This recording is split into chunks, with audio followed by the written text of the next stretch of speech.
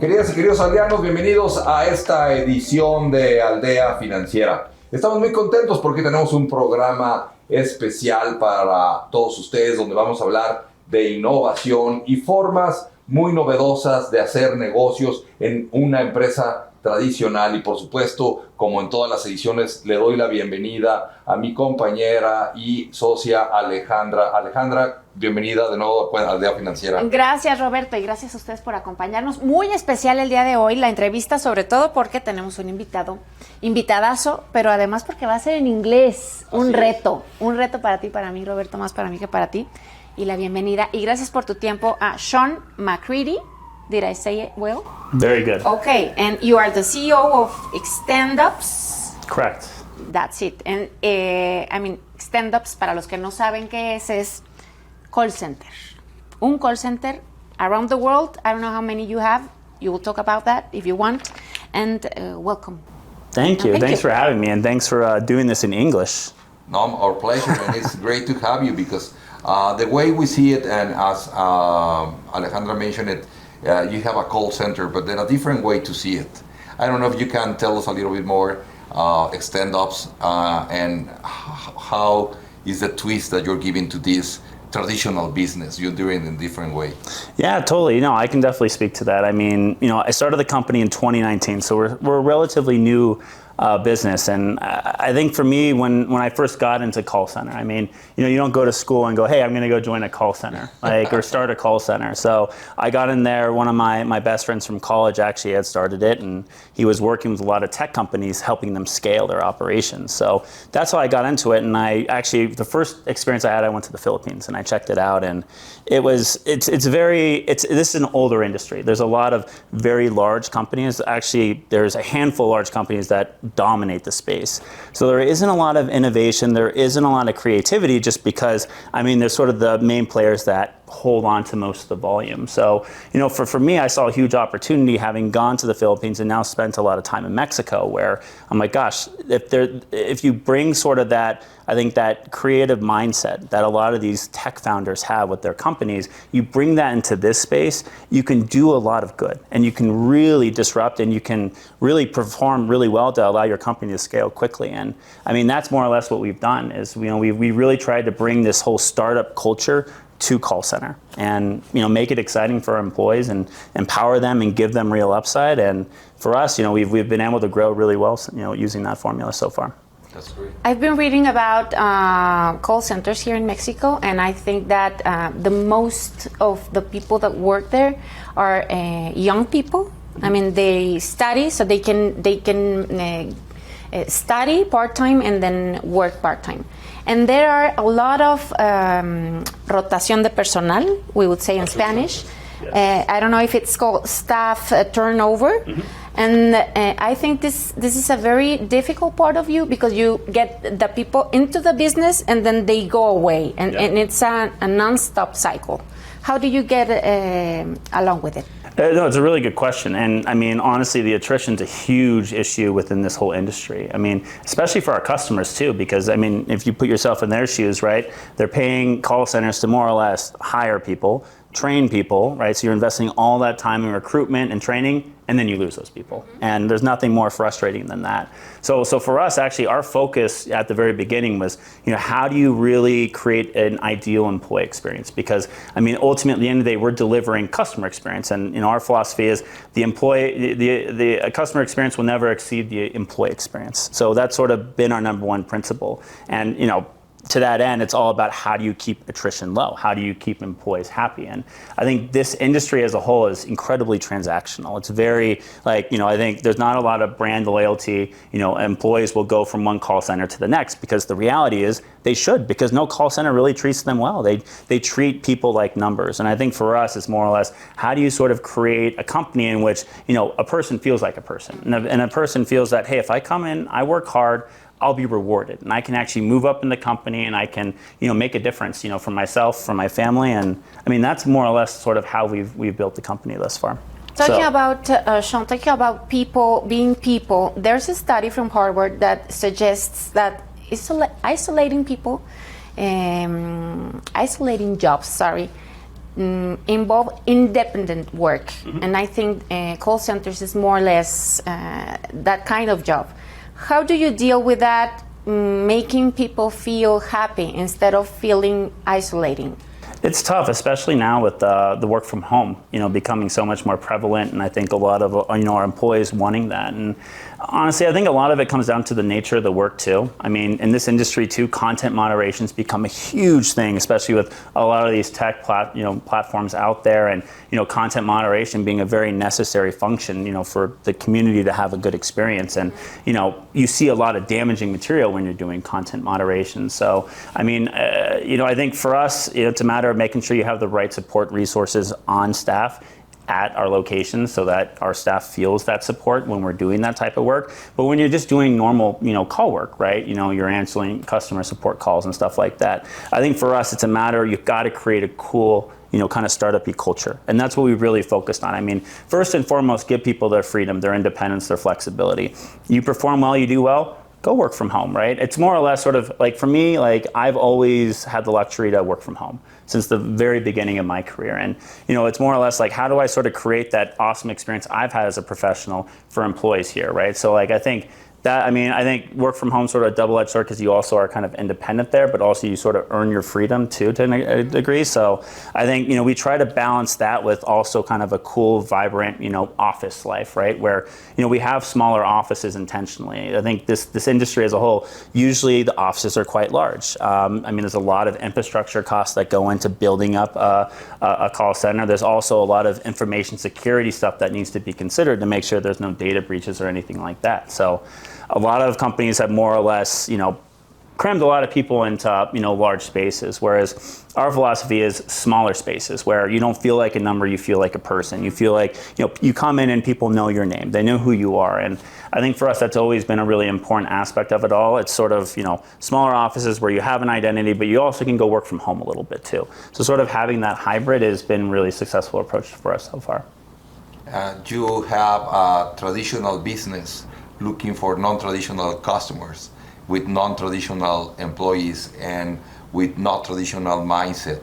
So you're an innovation company doing business in a, let's say, traditional business. So what type of customers you're looking for, and how do you recruit your employees in order to meet that expectation from the customers that you have? The customer acquisition is a really important aspect of this, right? Because at the end of the day, like, our employees become sort of an extension of the companies that we work with. So for us, I think it's almost like, a VC when you're looking to sort of invest in different companies, right? There's different characteristics you're looking for. So we take sort of a similar approach when we're looking at different companies we're going to work with, but looking more in terms of like, hey, like, does this company, like, does this campaign have the ability to scale? Do we believe in what they're doing as a business? And also the individuals that we're working with at that company, are they philosophically aligned with us as to, how do you treat people? How do you empower people? How do you reward people? So for us, there's a few things that we look for when we're, working with customers and seeing if we're a good fit. Because at the end of the day, if you actually really truly want to deliver on a premier, employee experience, it's a matter of making sure the work that you're giving your employees is work they want to do. So I think for us, that's a really important aspect of it all. And look, at the end of the day too, everyone wants to work for cool companies, right? And so I think for us, we're constantly looking for those cool companies, those innovative companies, to give our employees that experience of working with those really neat brands. And I think what's cool with working with them is that, they are progressive, they do think differently, and they also give our employees, a lot of different experience. So they're looking to use outsourcing in different ways, right? Not just sort of like, I think you think call center, right? And it's like, oh, like it's customer support. But no, there's several different, a lot of our tech companies too, right? They're thinking of different ways that they can utilize their staff where, there's one campaign that we're working on right now, sorry. But no, there's a campaign we're supporting right now where, we've hired lawyers. And actually this is in Mexico here. We've hired lawyers, we've hired nurses, we've hired developers, all for the same company, right? Because they've seen how well outsourcing works for their business. So, what's really great is we're able to offer employees opportunities that really just aren't, sort of the traditional call center life. Okay, and talking about traditional call center, here in Mexico, I know that banks have their own people as doing this customer support, and also, I don't know, maybe Telcel and this kind of companies. Have you ever think about that target? I mean, would you like to be there and give the service to banks and this kind of companies? Yeah, I think we're pretty, I mean, we're also already starting to work a little bit in the fintech space. So starting to work in the financial services arena. I think there's definitely some, infosec, considerations that you need to be mindful of, which, we've made the investments in to make sure, I think you do that properly at the end of the day. But yeah, I mean, I think it's for us, I think our initial focus and where we've seen a lot of traction is really in the e-commerce, consumer space. I think with COVID, I think consumer behavior fundamentally changed. People were buying, I mean, I think my 90-year-old grandpa, for example, was using Instacart. Like that wasn't happening before COVID, right? So consumer behavior has completely changed. And, for us, we've focused our efforts on capitalizing on that. But, I think as we start expanding and growing out different verticals, the financial sector is definitely one we're very interested in. How do you protect personal information? Because here in Mexico it's very common. I mean, in Tepito, it's very well known that before, I don't know if right now, but before, you can go there and you can buy personal data information from, I don't know, maybe the whole country, and then they're going to make bad use of this information, this personal information. How do you protect your company or the companies, your clients? Yeah, no, it's a great question, and especially for us as we're getting bigger and we're starting to work with larger companies. This is a huge topic of conversation. So PII is everything, right? How do you protect that personal information? And for us, it's a matter of, I think, well, actually, even my background, I actually came from like the biotech pharma space, which is a little unorthodox for call center. But in conducting a lot of the clinical trials that the companies that we worked with did, there's a lot of personal information that's in the mix, and there's a lot of controls you need to put in place to make sure that you're protecting that information. Because if you're not, more or less, it's a way that you can end your company pretty quickly or lose a client really fast. So, for us, it's a matter of getting the proper certifications. We do have a few different partners that help us on that front right now. So it's, getting all the, ISO 27001, SOC 2, Type 2, all these, fun, fancy, crazy names. But it's more or less making those investments to make sure that the proper, procedures, controls are in place so that, if a breach or a breach attempt, were to occur, that we're properly prepared and our customers are safe. I think the other thing too that's nice is that, for us, we don't store our customers' data, I think, which is a really important aspect of it all. And I think just with, a lot of our customers, having different SaaS platforms that we work within, there are certain controls in place that help protect, their data, especially as, we have a lot of employees working from home. That's pretty good. And you're also making things different in the way you advertise. You're a company that not only hire social media managers in order to do your marketing strategy. You have actually a studio called XO Studio in your company. So and you have been in videos swimming with shark whales. How is that? What is that advice that you can give to someone that wants to get into the social media to do the things different as you're doing? Yeah, for us, and we like you said, we spun up this thing called XO Studios within our company, which is sort of like an experiential marketing agency, within our business. And, for me, I've had the unique experience of spending a lot of time in different countries starting this company. I was in the Philippines a bunch. The last few years, I've spent about a third of the year in Mexico. Right? And you get to experience so many unique different things that really I think someone else from the States doesn't have that opportunity to do so. So, for me it was like, how do you share that, right? And you can, every company says our people are better, our people care more, right? And it's cool, is that actually true? And so for me, I think the idea was how do you show that, right? How do you show it in a way people are actually going to engage and actually follow it, right? So, for us, it's making investments in content creation. And what's cool now is we're starting to really ramp up our social media efforts and even just, trying to create thought leadership events in countries that we operate in rather than forcing people into the States. For us, it's a matter of, combining, sort of I think this idea of human-centered design, bringing different people together in different places and solving complex problems and, capturing all that. So, I mean, that's sort of the whole concept of Exo Studios, is bringing that all together. But in terms of, I think to your question of like the advice I give to somebody, right, is like, I mean, you think of it like, I guess, I'll use Uber as an example, right? Like, Uber did an awesome job branding themselves early on. But what did Uber do early on? I mean, they do a lot of things now, but they replaced taxi cabs early on. That's what they did. But they branded it well, and they brought the right types of people. They built it differently, and they are who they are today, right? So I think for us, it's what's exciting about this space, right, is that it's a big, unsexy industry, and it hasn't seen a lot of innovation. It hasn't seen a lot of creativity. So I think it's all about how you sort of think about the problem you can solve, right? And I think for us, it's a huge problem, and there's a huge opportunity. And what's great is we're more or less building our team with super talented people from the different countries we work in to help tell this story from a content standpoint, which I think thus far the feedback I've received has been fairly positive. But it's rewarding though, seeing I think.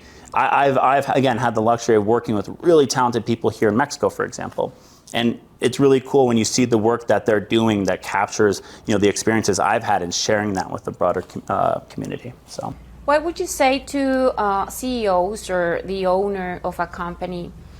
Because here in Jalisco there are many small business, and I think that we need to change the way we see business, because we are global, so we have to look into the other companies around the world. What are they doing well, so we can do a benchmark or something like that?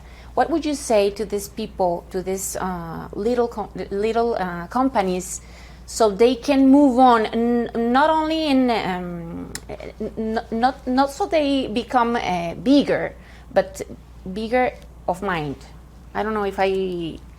Yeah, I think in terms of, again, I think it actually comes back to what I was just talking about a little bit, right? Like, I've had the unique opportunity of working here, especially in Jalisco. I've spent, most of my time here when I'm in Mexico.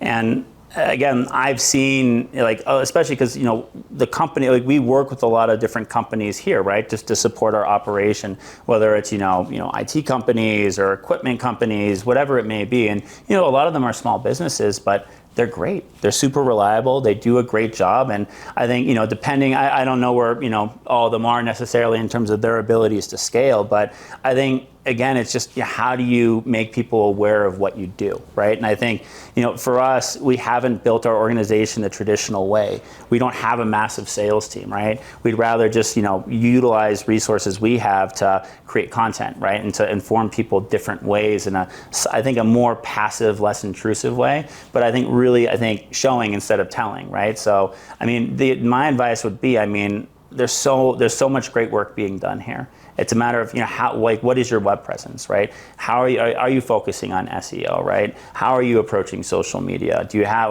how are you photographing what you do, right? All that kind of stuff, really matters. I think there's actually something. I know this story vaguely, but so I'll try telling it. I don't know how well I'll do, but I know Airbnb, for example, when they were launching their company. They more or less, all the people that were listing their properties at Airbnb, they were taking the pictures themselves, and the pictures looked like crap. And sure enough, right, people didn't want to go to those properties because the pictures didn't look nice, right? They didn't look good. So what did Airbnb do? Well, they went and they invested in some photographers going to the properties and taking professional pictures.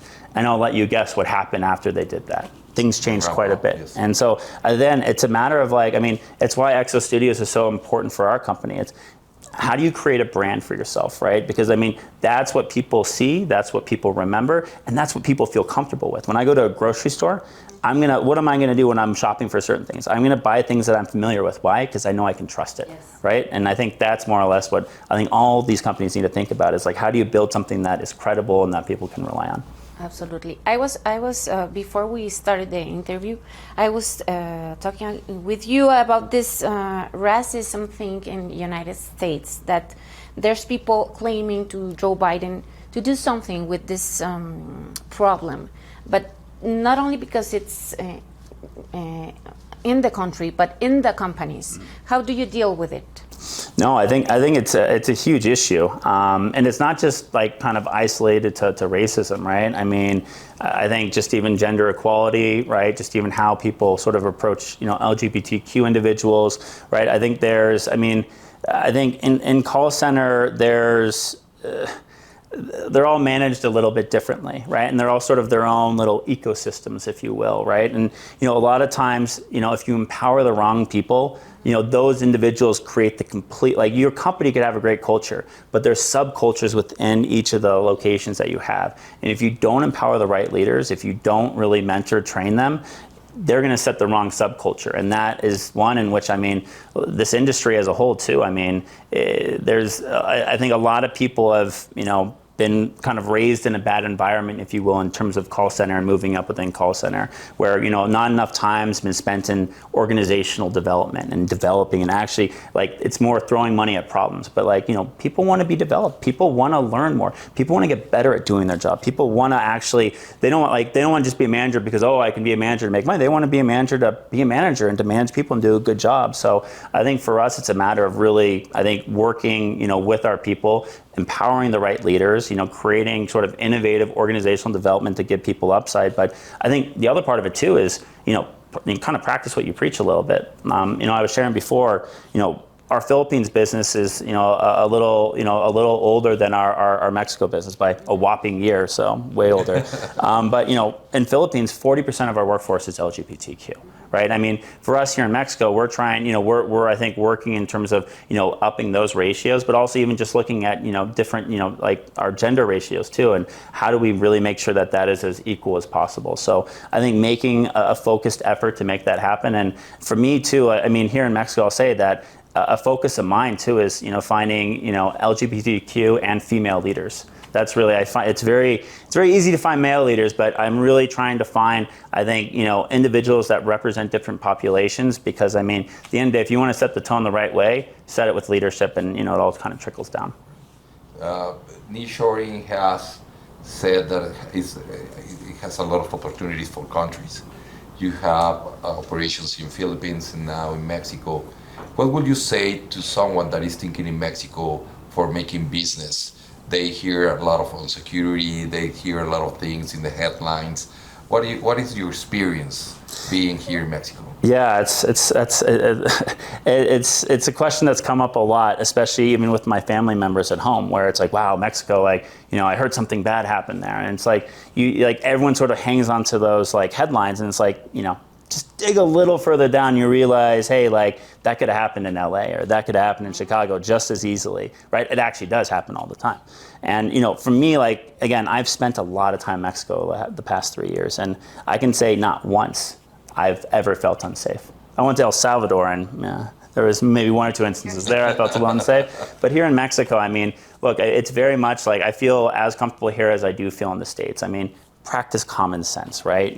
Go in the right areas, and be around people you trust as well. But in that regard, it's a shame, right? Because I think there's sort of this stereotype that the media has created about this is unsafe, or hey, be careful, or hey, don't go to Cancun for spring break, something could happen. And it's wow, you're really just building off of one kind of small story and kind of misleading with facts. Whereas, honestly, from my experience, and we have 4 different locations here, right? We're in Aguascalientes, Puerto Vallarta, Guadalajara, and Monterrey, and I spent a lot of time in all locations that I've never experienced anything that's made me feel unsafe. So, yeah, I feel very much at home here in Mexico.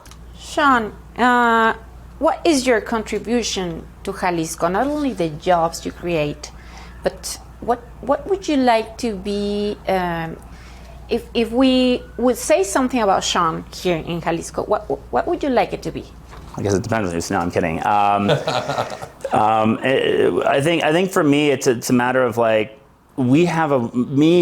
company has a really unique opportunity right now.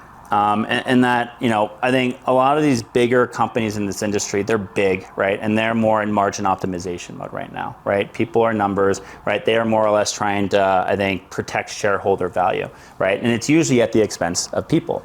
And I think for me, what's great is how I bootstrapped this company, right? We don't have investors yet. We will soon. But I think what's great is, we've had to rely on our people to get us to this point. And I think for me, even the creation of this Exo Studios team, again, I'll bring that back, is, how do I tell the story of how great people are, right? The experience I've had the last, 3 years here, meeting different people here, seeing what they're able to do. And I mean, the truth is we've built our company completely different. I can count, on two hands, how many US leadership we have compared to, how many different people we have in different countries. It's a crazy ratio. And it's because, I think it's how good people can be when you actually trust them, when you actually give them real opportunity, when you actually truly, you don't just say, I think a lot of companies are really good at saying empowerment, they're really bad at doing it. And I think more or less because of how we started the company, we had to empower, otherwise it wouldn't have worked. And I think, from that now it's a matter of I guess what I want people to say is they're doing it right. They're doing it right by people. And I think for me, the biggest challenge and what keeps me up at night is, as we scale and as we get bigger, how do you sort of scale that experience for all your employees, right? And I think we have ideas and strategies for how we continue to do that, but that's something we're going to continue to strive to do. If you have to give one financial advice to all the Aldeanos that are watching us, what would that be? If you're gonna, and this is actually, I'll be honest here too, right? Because I won't just because I'm here in Jalisco sitting with you both, but I'll say this, is that, having worked in Mexico now for a little bit, my experience working in the state of Jalisco has been uncomparable to anything else. I've, worked in some of the other states. I think it's been good, but I think Jalisco has been great in terms of, just working, here with the state government, the different types of support resources that are available to, me being a new business owner. And it's not just I think there's different grants and stuff like that, which is obviously helpful, but I think it's the relationships, it's the partnerships, it's knowing where to go when you have a problem and getting really good solutions. So, I'd say if you're, I think if you're a US company and you're looking to sort of think about things different operationally, which I'm telling you, you should, because the talent is here, it is good, people are smart, they're willing to work hard, and you also are getting the support resources from the state government. The state government wants you here, and they actually, it's not just they get you here and they're all right, we got you. It continues, right? And it's a dialogue, it's not sort of a one-off. So I'll just say, again, I'm not plugging for Jalisco because I'm here. This is something I've experienced over the last few years. So that's great. Thank you for your time, Sean. And congratulations, you're here in Jalisco. We hope Jalisco is okay to you, and we hope you too to Jalisco. Yeah, Jalisco has been great. And it has PV here too, which isn't so bad. That's correct. Thank you for being in Aldea Financiera. Awesome, thank you. Y llegamos al final de la transmisión. Muchas gracias por vernos. Déjenos sus comentarios, denle like si les gusta y por supuesto nos tenemos que despedir diciendo que en Aldea Financiera, ¿te acuerdas, Ale? Sí. Cuesta más no saber. Cuesta más no saber. Gracias, nos vemos la próxima.